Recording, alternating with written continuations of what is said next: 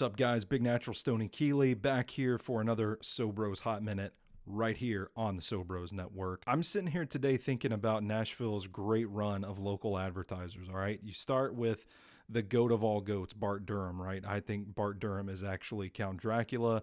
The man is going to forever be a part of Nashville. We keep trucking along with these awesome, and by awesome I mean terrible, commercials that he's just become like an institution in Nashville, right? Bart Durham, Blair Durham, the whole damn Durham. You got a last name Durham, you're going to be associated with these guys in Nashville. That's how synonymous they are with local television, right? And you got Hitler Plumbing, call a happy face truck today. I can't tell you how many times I've had that fucking song stuck in my head all day long. It's like an earworm. It gets in there and it just doesn't get out. They're geniuses. They know exactly what they're doing to us, Nashville. But I think there's a rivalry going on in this town that we're not exactly seeing.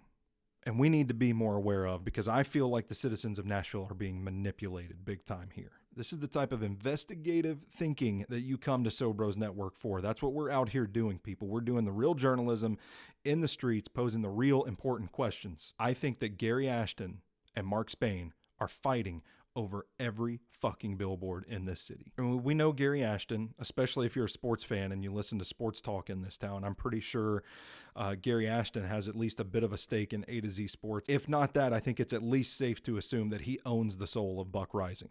Don't sell without the intel. Your dream address without the stress.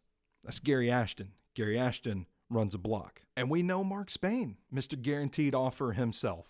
Receive a cash offer on your home and close in as little as 21 days. No showings or open houses. Mark Spain also run a block. It's like the other end of the same block, pretty much is what I'm saying, is these two guys. You can't turn your head to sneeze in this city without seeing one of their faces.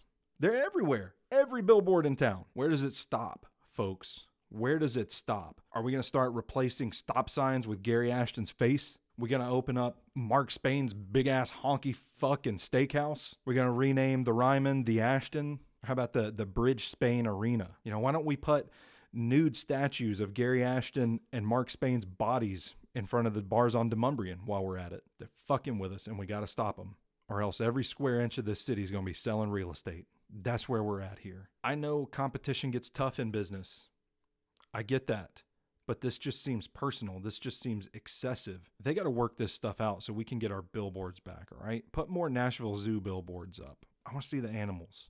Advertise grand old golf, something that brings me joy and happiness. You know what? Would it kill you to put up an Applebee's billboard in Nashville? There's only one left around here, for fuck's sake. Let's at least let people know where it's at. I think the solution here is that we get Gary Ashton and we get Mark Spain and we put them on the pedestrian bridge and we let them fist fight. And the loser gets thrown off the bridge and into the Cumberland. It's the only practical way to settle this fight. But you know what? Maybe it's not a fight. Maybe there's like a Nicholas Sparks novel in here and there's this gamesmanship because nobody knows. They don't know who's going to make the first move. You know what I'm saying? So I guess what I'm trying to say here is that Gary Ashton and Mark Spain need to fight or fuck and get it over with so Nashville can get its billboards back. Again, investigative journalism, courtesy of the SoBros Network.